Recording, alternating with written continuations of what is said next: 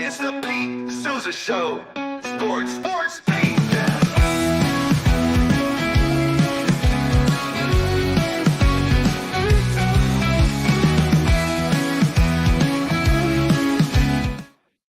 All right, we're live here in the Alico building. It is a Wednesday afternoon. It is the Pete Sousa Show, powered by the Rogue Media Network. Who else can we start the show to talk about but, well, you know who. Slovakics. You got to take a stop by the Kissing Pig Cafe. That's what it's called, the Kissing Pig Cafe, and it's called that for good reason. Try some of their ribs. Just do yourself that favor. Try some of the ribs at Slovakics. I don't think you'll be disappointed. And if you want to top it off with a kolache, please, by all means, go ahead. They have some great sweets too. Slovakics is awesome, of course. We'd like to thank all our other sponsors. You can see them over my shoulder here. We're talking about Socorro Family Ford, D1, Daniel Stark Injury Lawyers, and of course, Crawford Austin Realty. We want to start the show talking about what else? The most divisive thing in the world. A little political story for you here. And I'm not going where you think. Last night, I couldn't resist. I watched the debate.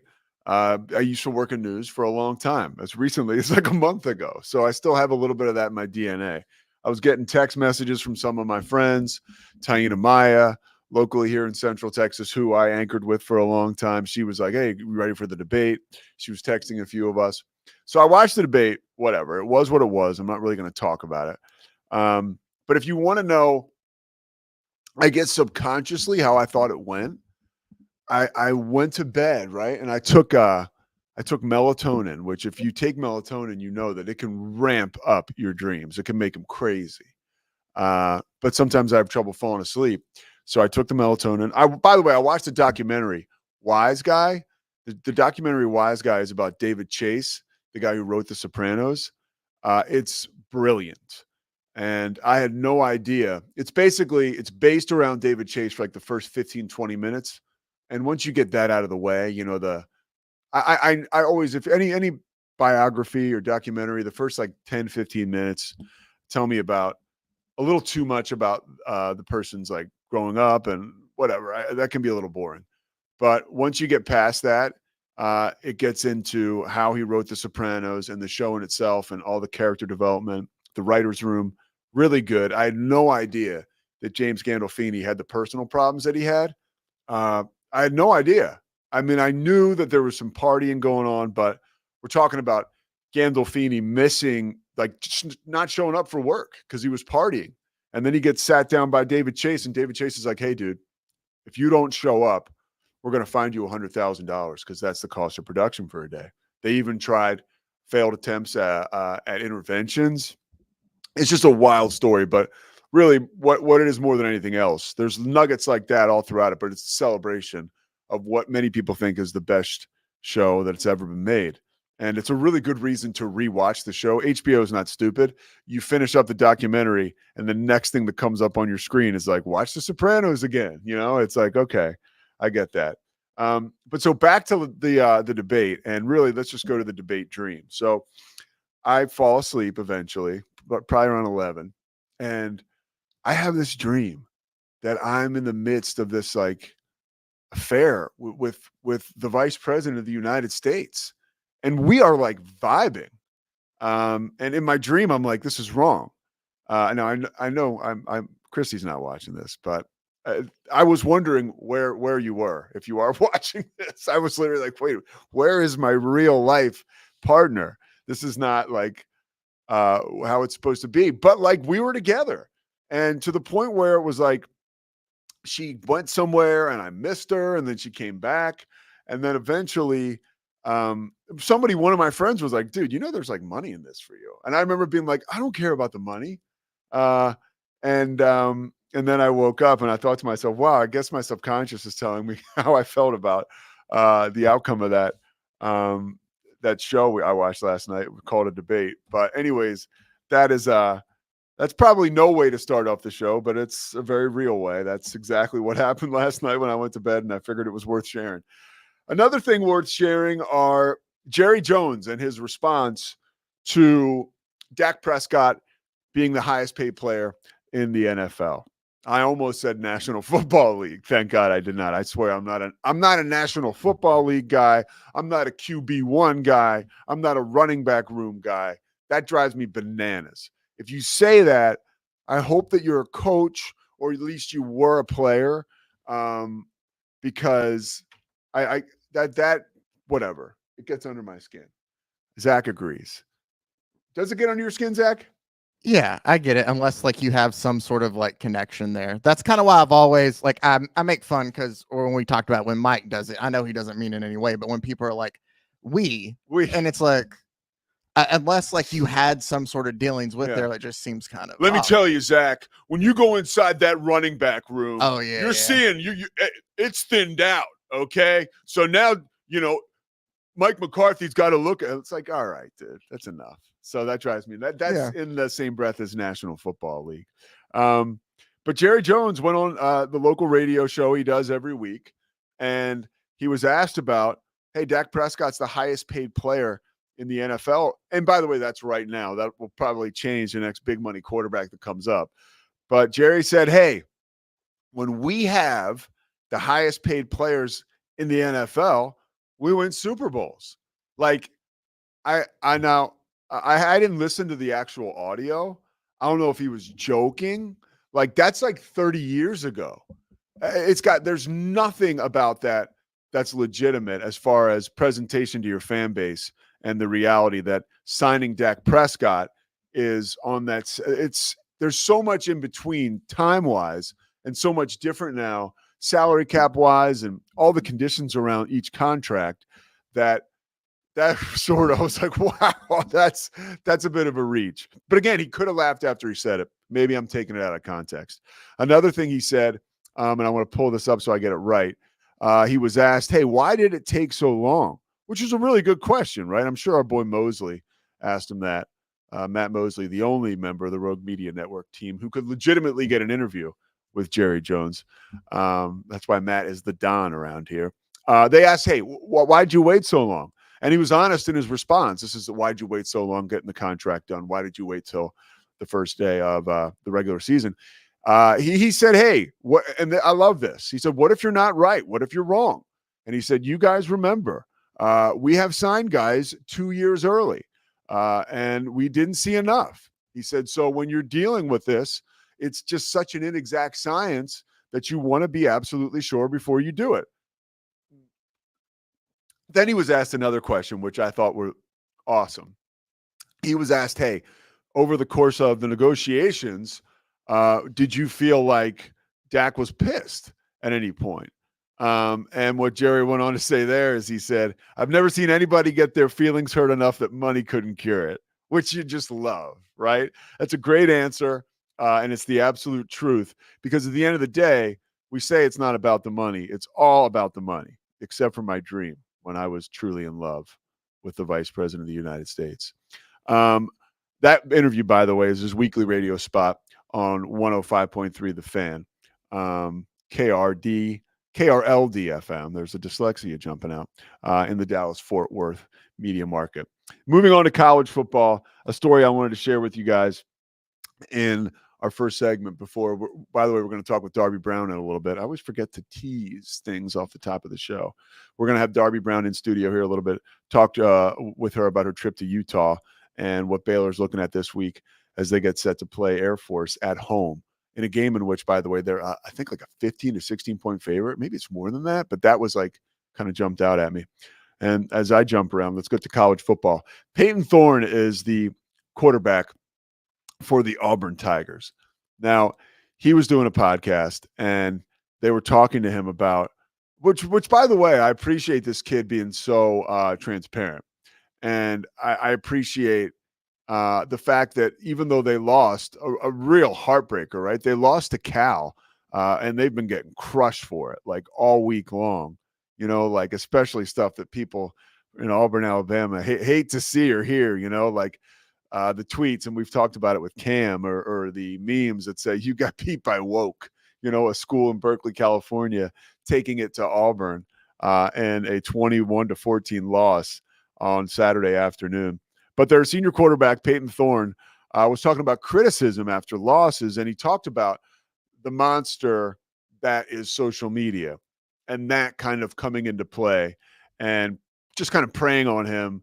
The fact that if you look at your social media and your mentions, he said that's one thing. He said another thing is people are hitting him on Venmo, or people are hitting him on with direct messages asking him about Venmo and if they're going to send him or if he's going to send them money. I want you to take a listen to the clip.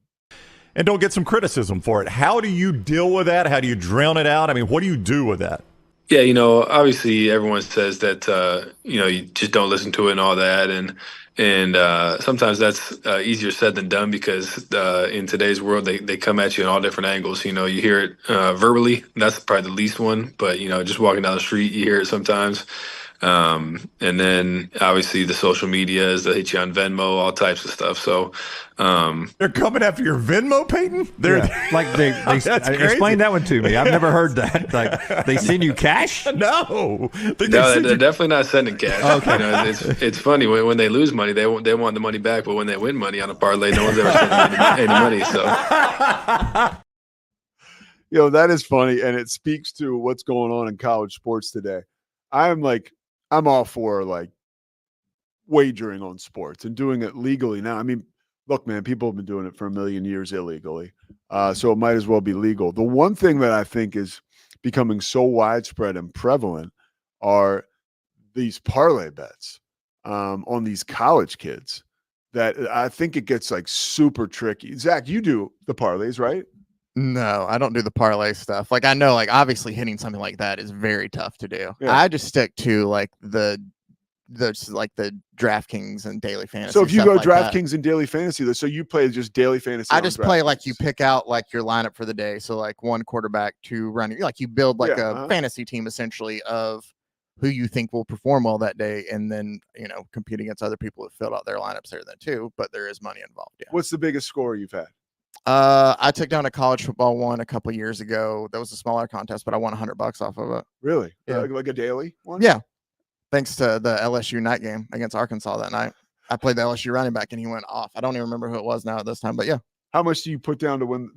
See, that's the thing. Is that one it was like $2 and I won the whole thing. Wow. Yeah. Okay. I do it more just for fun instead of like big payouts. I just think like, a couple bucks here or there, it just makes me enjoy some of the games that I might not necessarily have like a rooting interest in. But it's, with it being college football is a regional thing, obviously, with what games we still get here on network television, but then also with all the other networks, like I have the ability to watch almost any game I want to. I've been around and followed a team like Baylor forever, so I have a rooting interest there. But South Florida and UFC play, like it could be cool, but then I have a little bit more of a stake in there and watching it. I don't know. That's how I view it. Yeah, that's why people gamble. Yeah. Right? Yeah. Well, some people want to make it big. I'm not looking to I'm not making any college funds out of this. I have turned the corner. Like when I play Prize Picks, like I will play. I want to hit the home run. Yeah. Like I do, and it's so ironic that we can bet. You can do Prize Picks in Texas for as much money as you'd like. Probably maybe there's some kind of cap, but you can do that in Texas, but you can't do the regular gambling. Yeah. Sometimes I would like to, just because I feel like it's easier for me to be like, oh yeah, they're not covering on that than it is for me to look at a whole lineup and be like, okay, the quarterback from Pitt, they like to sling the ball around. Like he's going to have X amount of yards, and figuring that out. But at the same time, always being a stats guy, like that's part of the fun in doing it too. 100%. Yeah. And I think to what we just heard our buddy Peyton talk about, that there is there's just, it's so clumsy, the whole thing, how to actually get through it. And you hate to hear that this guy's people are hitting him because and it's been talked about. JB Bickerstaff, actually the Cavs coach, talked about the fact that he would get messages when his team wouldn't go over or wouldn't cover the spread. He was getting more and more messages, like threatening messages, like, we know where you live.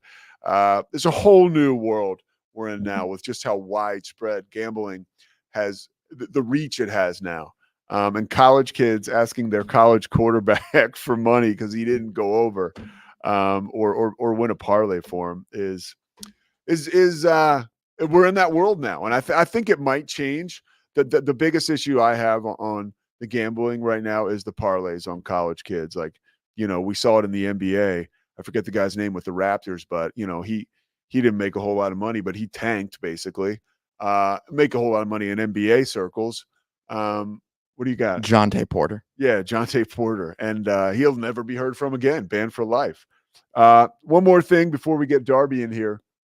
Speaking of females who dominate the sports industry, the Calm Down podcast, right?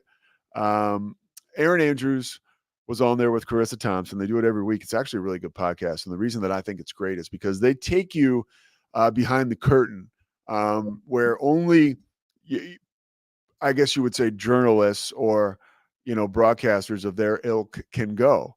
And Aaron Andrews talked about, I love this because as somebody who gets to call games, if I don't sleep the night before, and especially if I don't sleep 2 nights in a row, I can totally you can be in a weird spot where you have to power through, but it's just like anybody. The Sopranos doc I was watching last night, James Gandolfini talked about, obviously an interview before he passed away at 51, by the way, in 2013. But Gandolfini was talking about scenes where he knew he was going to have to be angry and it was going to have to be like rage. He said he would not sleep the night before. And he said, and then he would drink a lot of coffee when he got on set, which was like just a total powder keg, right? So here we go. This is Aaron Andrews talking about her couple of nights before she goes into week 1, by the way.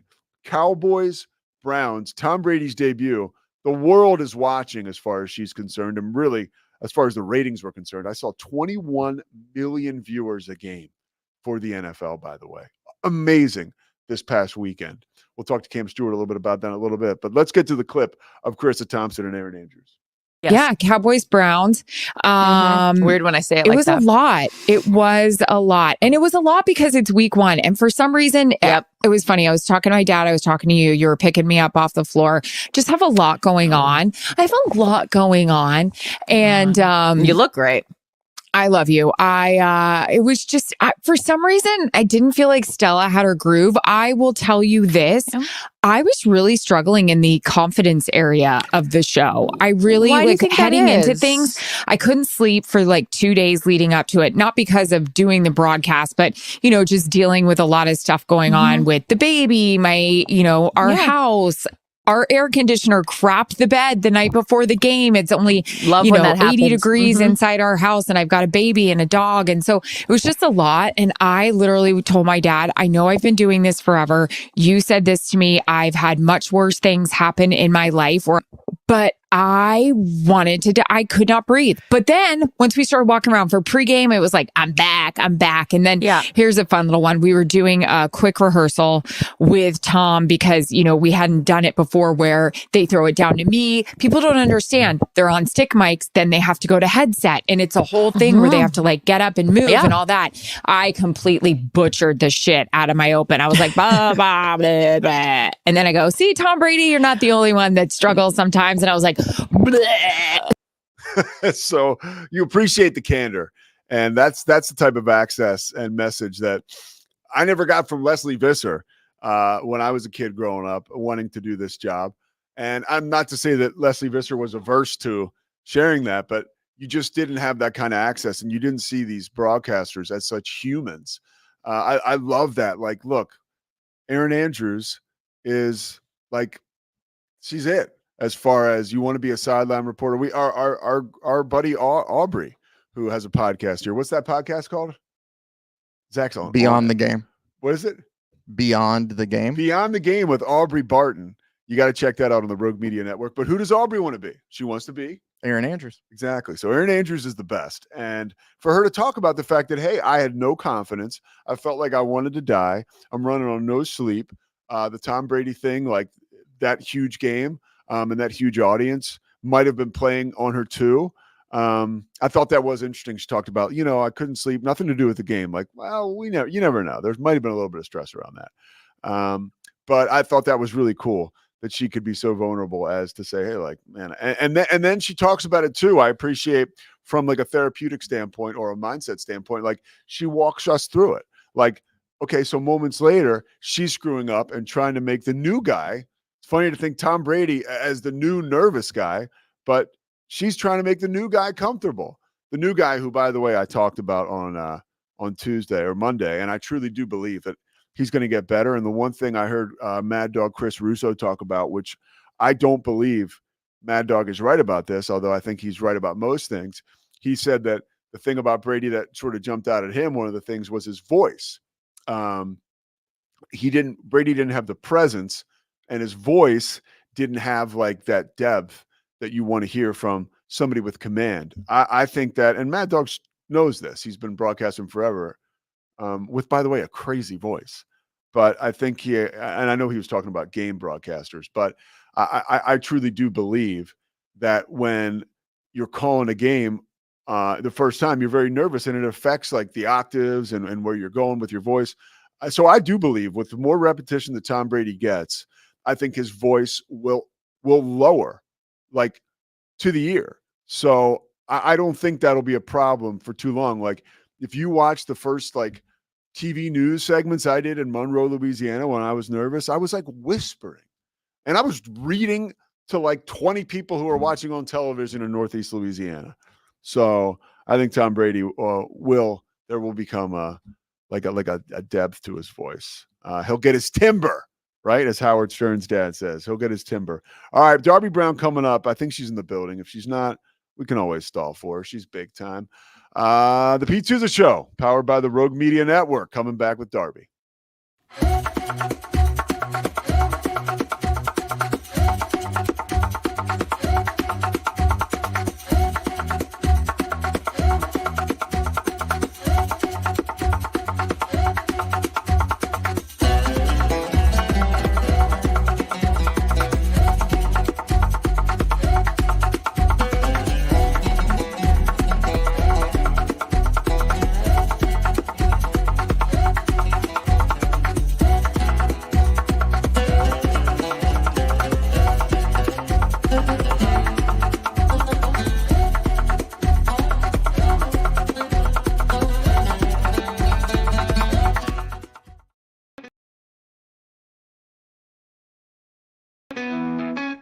It's the Pete Sousa Show.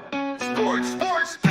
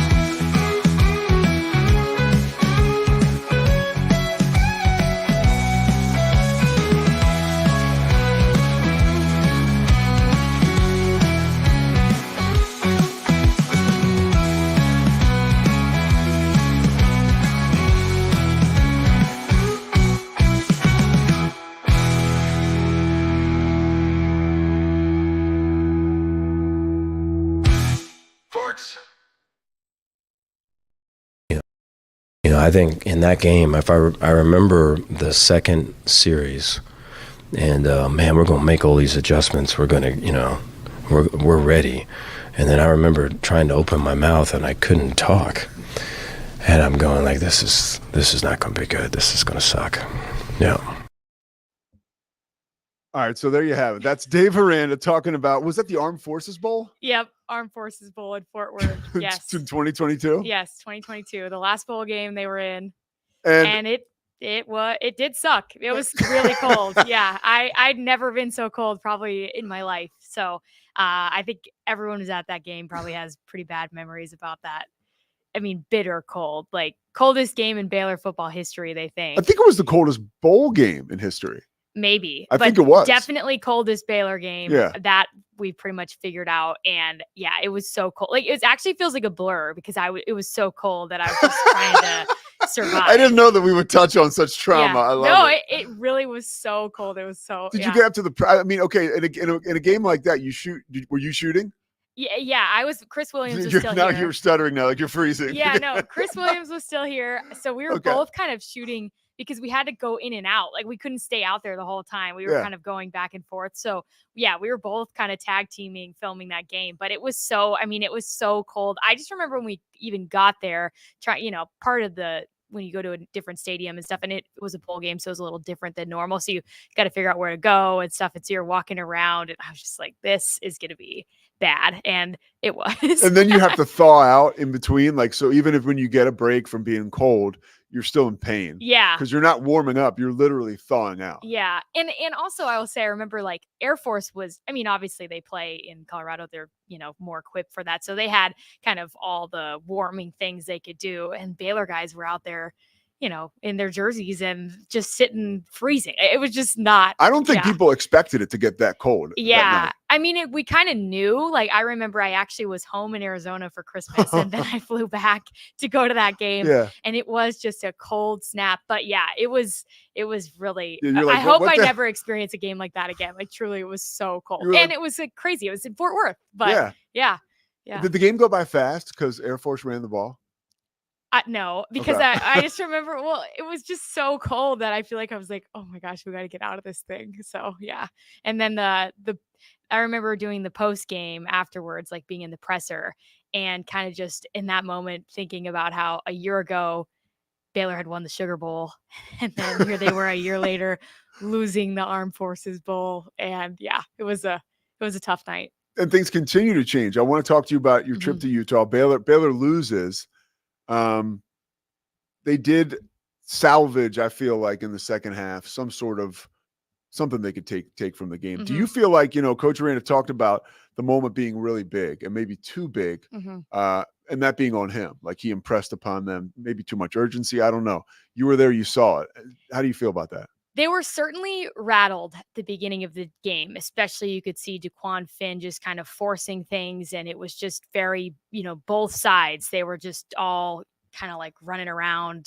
Nobody was really in a rhythm or anything. So I thought it was probably just being a away game environment. And it was loud in there. It got, they had a good crowd. And so I thought maybe it was just that it was their first, trip on the road this year in a different environment. And they just kind of weren't responding to all that. Plus the fact that Utah was a solid team. So it was just, kind of getting hit from all sides there.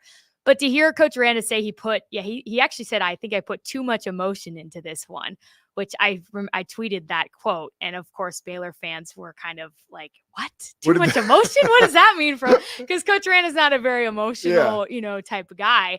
But I could see where he did kind of create it like, hey, we can win this game. Let's go, make a huge statement here. And maybe they did kind of make it bigger than what it was, which was really week 2, tough opponent on their turf. That probably could have been enough. Leave it at that. Yeah. But if they're trying to make a huge statement, maybe they did overdo it. But it definitely, there's no question that at the beginning of that game, it was not trending in a good direction. I thought they could have gotten beat by 50 or more, to be honest. So did I. Yeah, I was really thinking this is going to be terrible. And they did reel it back in, as you mentioned. So obviously there was some improvements throughout the game. Cam Rising going out, though, near the end of that first half changed Utah's team entirely. But so. the way, like, how did they salvage, like, what I mean, they cover the spread. Not that you or I care about that. Well, I sometimes care. Yeah. But how did they salvage that?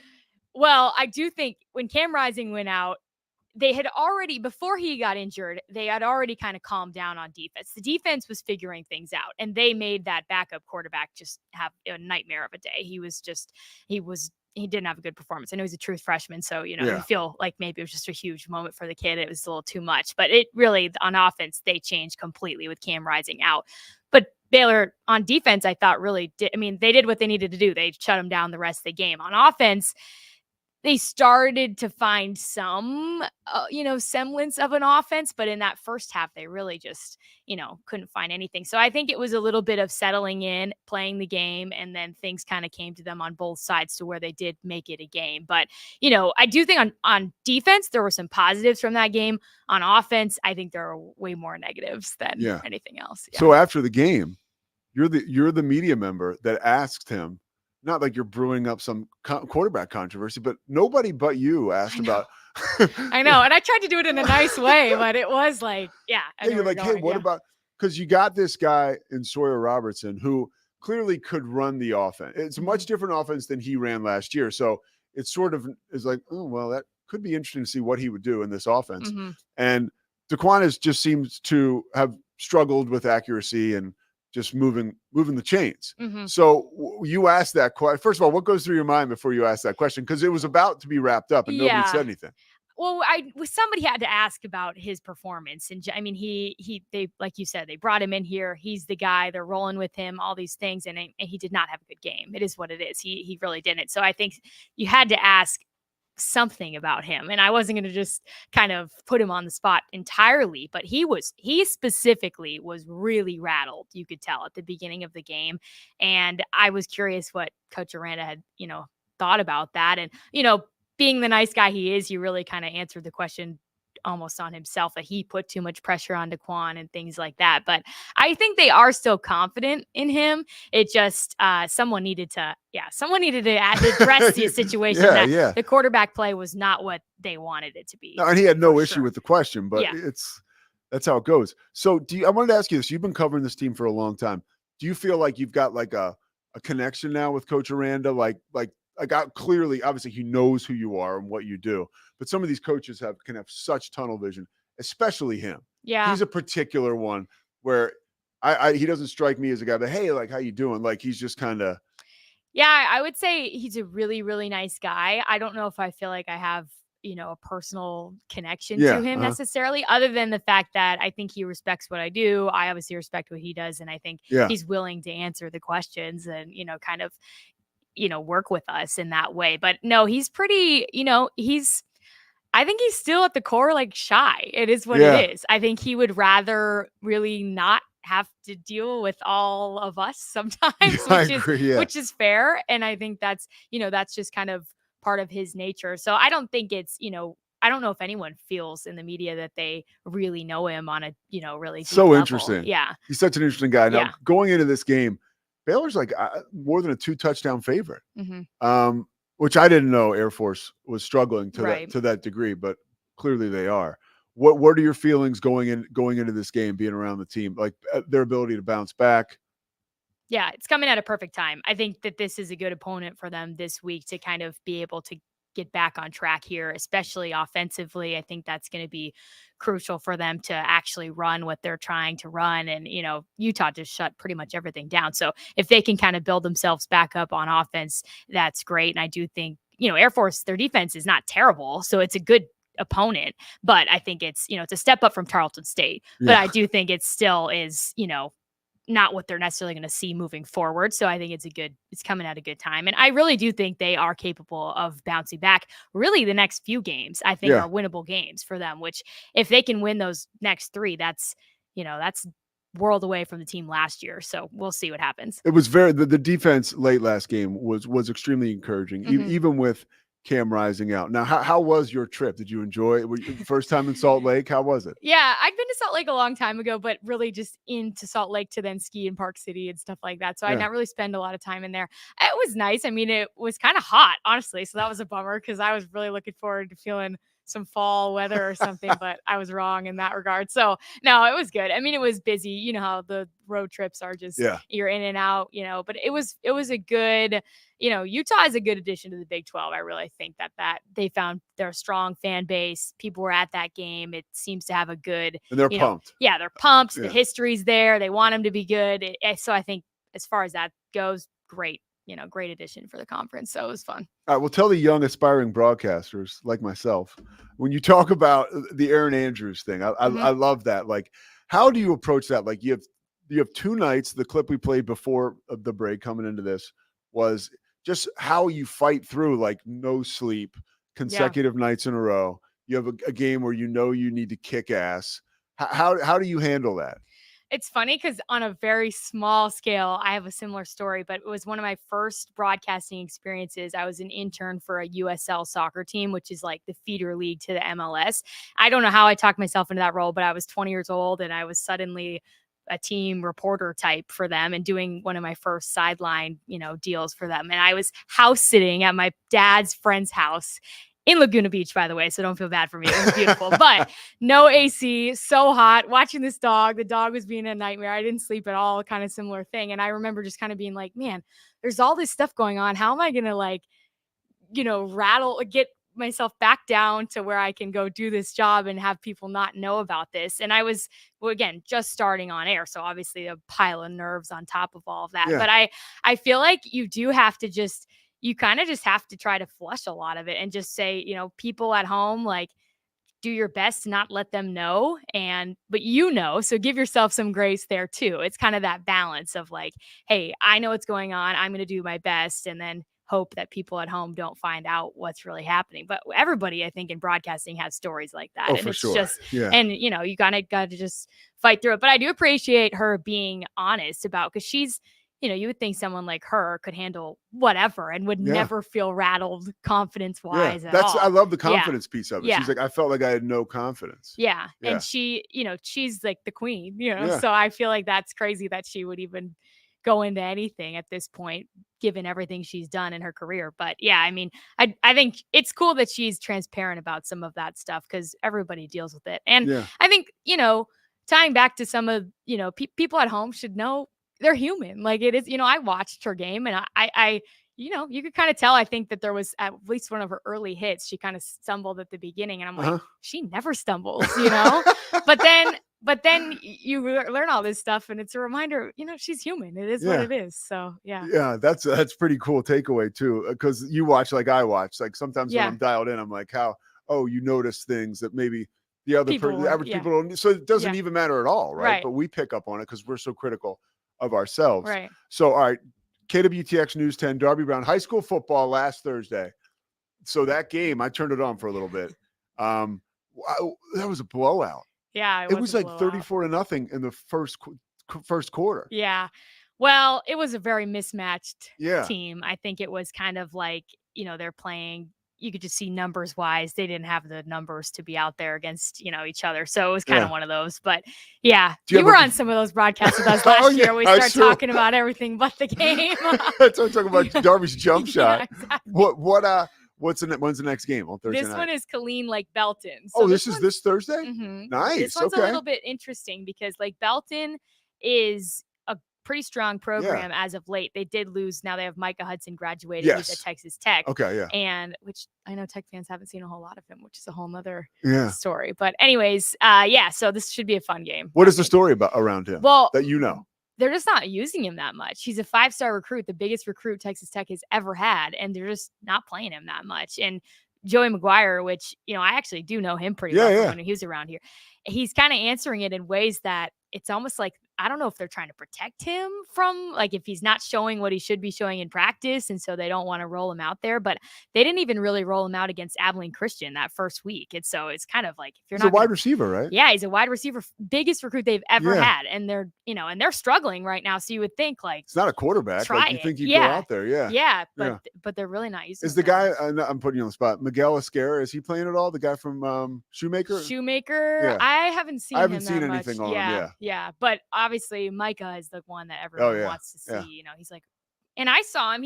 Has speed. He has good hands. I don't know what's going on out there. Probably more than we know. Yeah, right? probably. It's usually the case. Of course, like that's the thing. Is like when stuff happens, you're like, something's going on. Like he's not maybe learning what he should be, or whatever it is. But anyways. All right, Darby, we'll let you out of here. Thank you so much. Thank you. Awesome visit. Thanks, Darby. Thanks. It's the Pete Sousa Show. Sports Pete.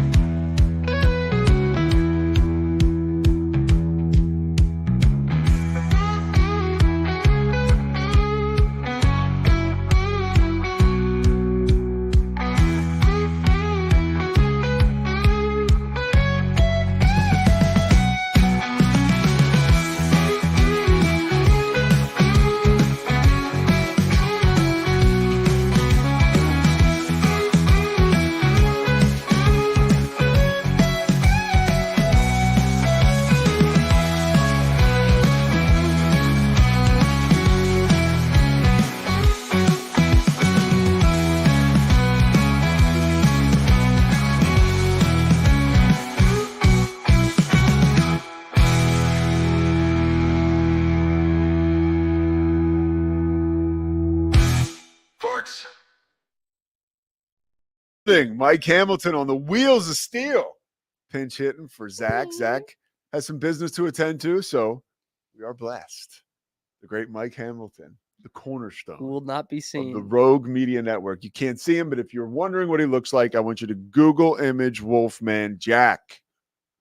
He's due for a haircut, Mike is. All right, Cam. So am I, brother. A couple things I want to talk to you about. Now I love when topics evolve out of the show. Just talking to Darby Brown, she mentioned Lake Belton product. Micah Hudson has really not played at Texas Tech at all this season.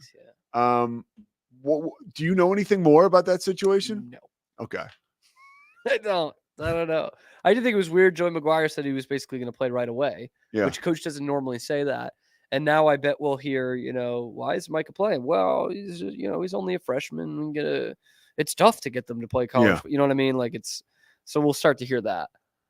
I mean, I'm looking a little bit. Yeah. Well, my concern is that he's a wide receiver. Hold on. He said Micah Hudson's. People are clamoring for me to not go for it on fourth down. Jordan Brown. Forget it. It'll take too long. All right. I can tell you up to October of last year, he was the best non-committed player in the country. Yeah. He was one of the top receivers in the country. I did it. I did some Dave Campbell's feature on him. That's right. Shameless plug. You did a feature on him? Yeah. So are you a feature writer?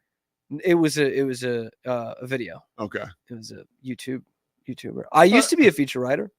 I used to be a writer, Pete. I don't know. Honestly, I don't know if I could do it again the same way I used to. I used to be a damn good writer. I don't know if I could do it again. You just have to. Bill Simmons says the same thing, that his fingers are broken. I mean, he made his bones writing, and now all he does is podcast. It would feel clunky and awkward to even get I used to get in a rhythm, man. I was just going. I think that's stuff. I think it's a lost art. I think that we need more guys like you that are writing. Truly, guys that can do it and can cover sports and write features. Peter Schrager told a very interesting story yesterday. He was talking with Mike and the Mad Dog, or just talking to Mad Dog. There's no more Mike and the Mad Dog. Correct, but yeah. They were talking about, it was the first time he's going to be on Mad Dog every, I guess it was Tuesday yesterday, to talk about the NFL. And because he's a legit NFL insider and also really good broadcaster, Schrager is.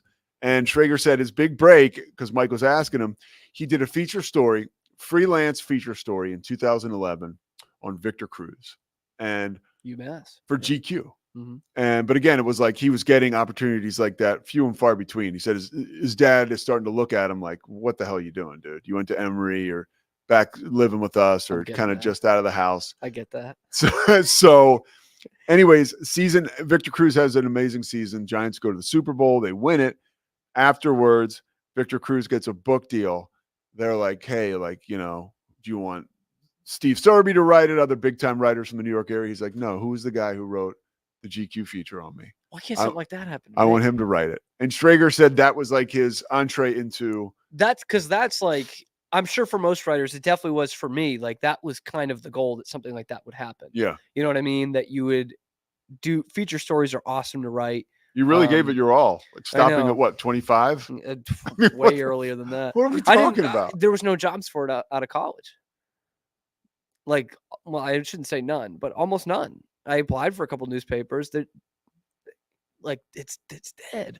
And so really, so I had to be a knockout writer, and I don't think that I had enough on tape, so to speak, in print. So if you tried, I'm saying the goal was to be feature writing is awesome, and then you start becoming a biographer. Yeah, and that's so cool. Or you start writing sports books. I would still love to write some sports books. I've dallied with it the last few years. You can tell I'm jonesing to get this question off. So I have no idea. I'm like, interrupt. I'm like, so sorry. I have no idea how this works. Mm-hmm. But if you wanted to get a newspaper job right now covering, how does that, are there no jobs is what I'm asking.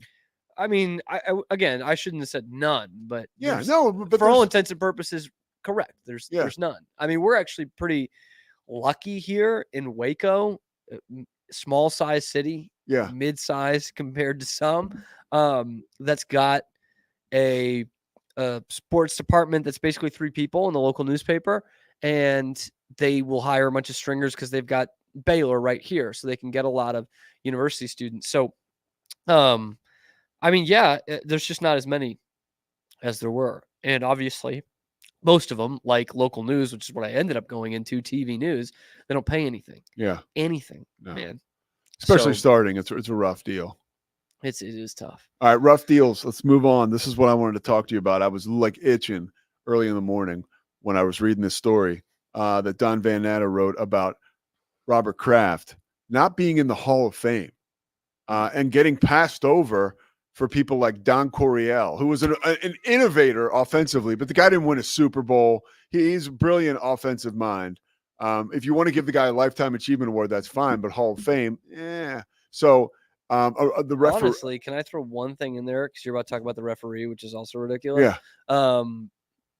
Coaching too, like we see it with like quarterbacks in the Pro Football Hall of Fame. If you win a Super Bowl and you're any kind of good, you're in. Yeah. That's why Eli Manning's going to get in. I don't think he should, but he will.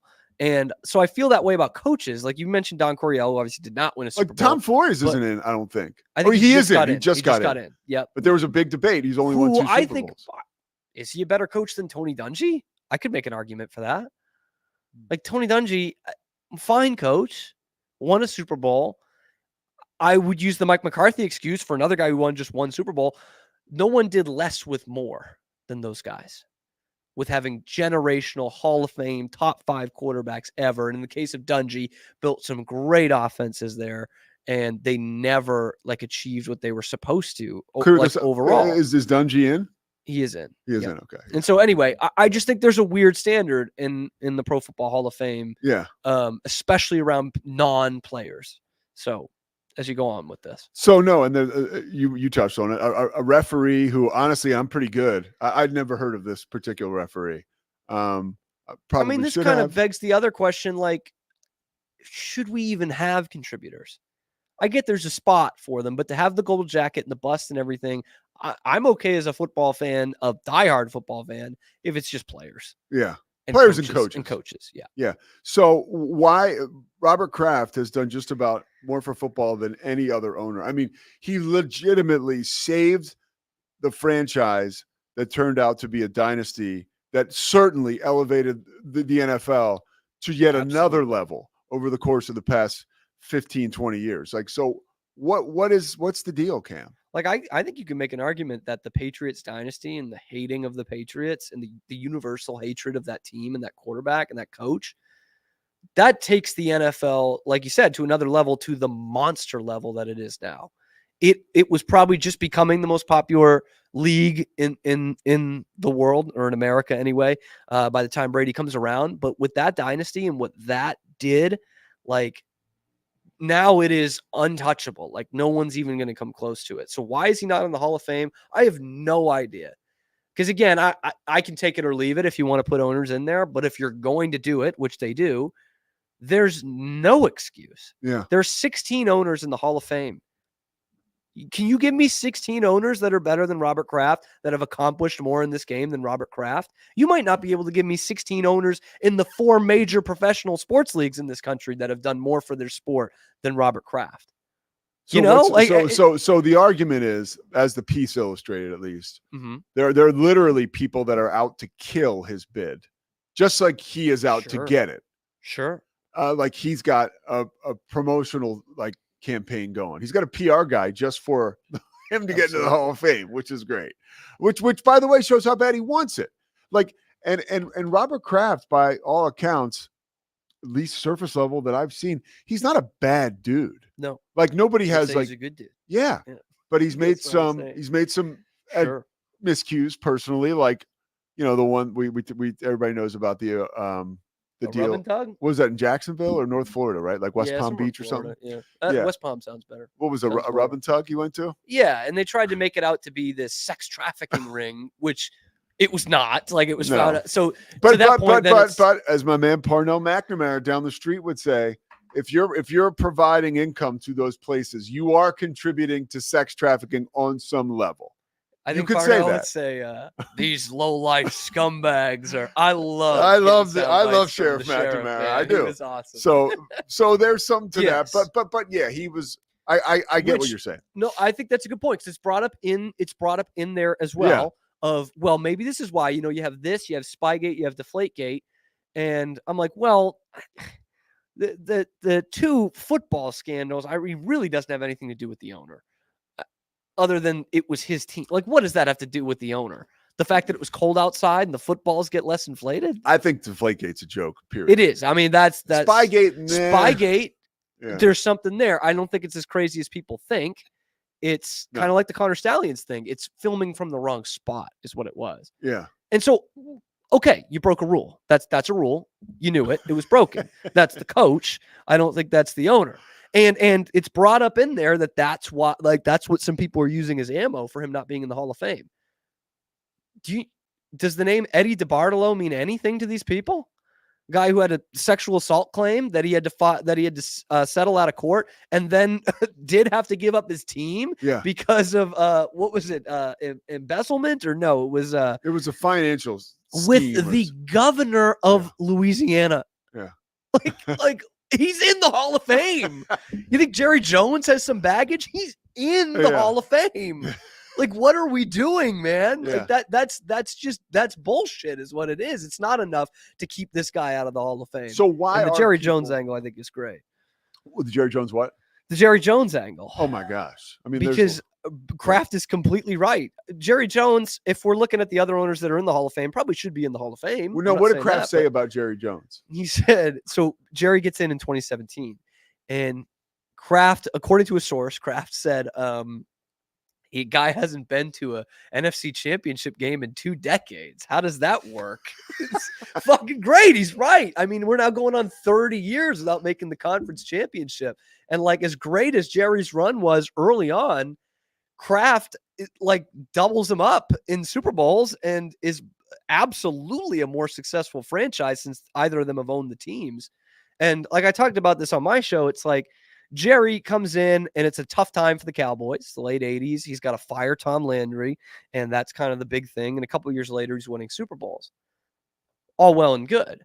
Bob Kraft comes in. He doesn't have to fire the head coach. He has to keep the team in the city. Yeah. He's buying them so that they will not move to St. Louis. And he does it because he's a homer. He doesn't want to see that he's a New England guy and was a Boston Braves fan growing up. That was the big thing. And the Braves left town. He did not want to see that happen again.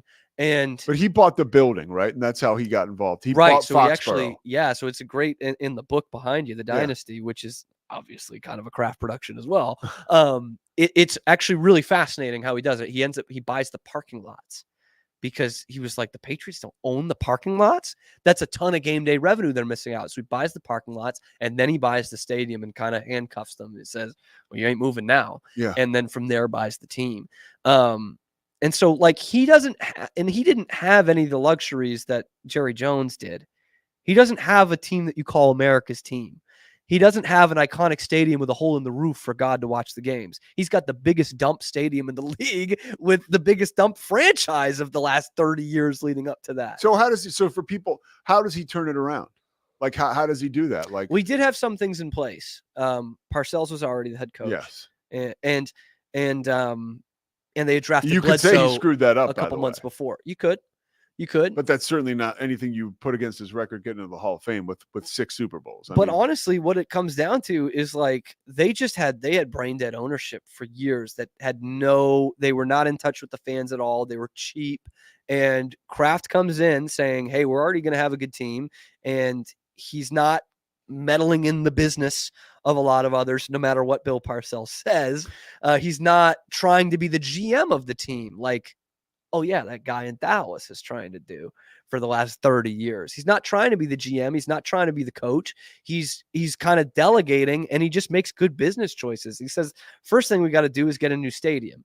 And within 6 or 7 years, they've got a new stadium. And then he goes out on a limb to hire Belichick because the players trusted him. And he has Belichick. They win Super Bowl, and all of a sudden he's like, I think this is my football guy. I'm going to make him the GM too.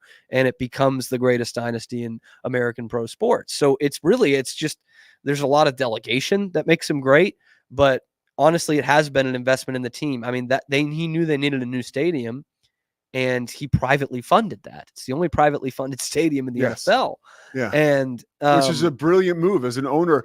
That should be another feather in his Hall of Fame cap. And another thing too is all these new stadiums that sprout up now have a debt of gratitude to Bob Kraft's genius too, because shortly after they built that stadium, he built up everything around it. So now you go to Patriot Place is what it's all called. And there's shops like and the Star. restaurants and hotels. Yup.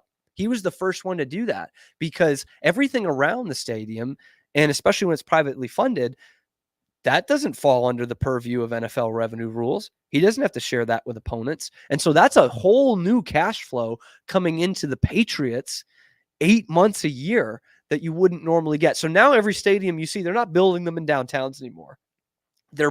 Al Davis actually had this idea too in the 80s. They're basically buying up little towns. That's the best owner ever. Al Davis is pretty good. Yeah. Al Davis is pretty good. What he did for football and his contribution. Absolutely. Yeah. And especially suing the league. I like that. Yes. It's pretty awesome. Quite a bit. Yeah. So, I mean, that's like a Kraft idea. And that's the first one to kind of put it into motion in the NFL. So you want to talk about contributions to this game. Oh, wow. The Cowboys were a rich team that became richer. That's great. Is there something we don't know? Really, like behind the scenes in terms of this campaign. Friction, I would have liked to have thought it would have come out in a piece like you and I read today, but really, like what? It's mind numbing that he's not in. Like it truly is. It's bothersome to me because I love the game and I love the Hall of Fame, and there's a lot about I think historic figures getting their just due. Like I don't even think there's a. Whatchamacallit? I can't believe I'm forgetting the name of it. The NFL Network does the shows that I just love. Like the Say-Balls?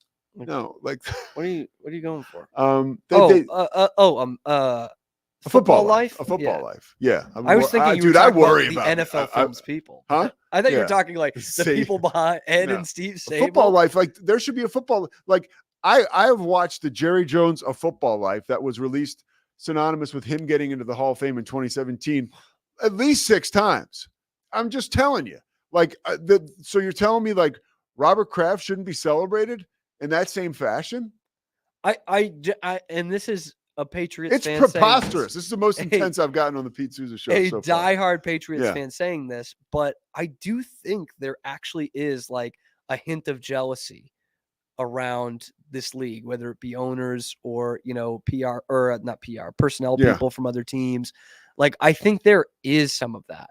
And let's not forget when the Deflategate thing was handed down, Bob Kraft said, this is horrendous. This is bullshit. You've got a tyrant running this league that's supposed to be working for us.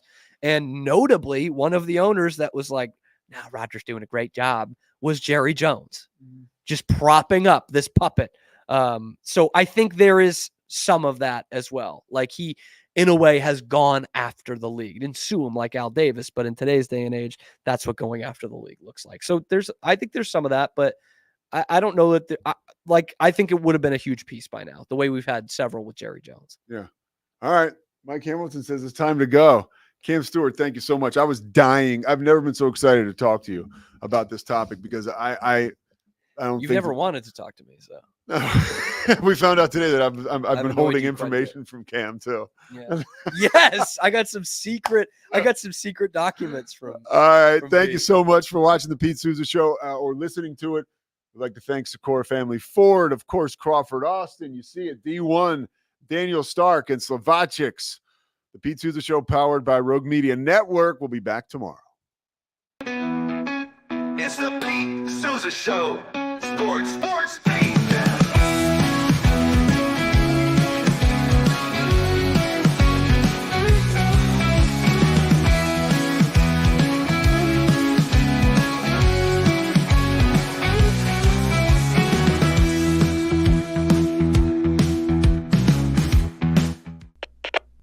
We are Rogue Media Sports.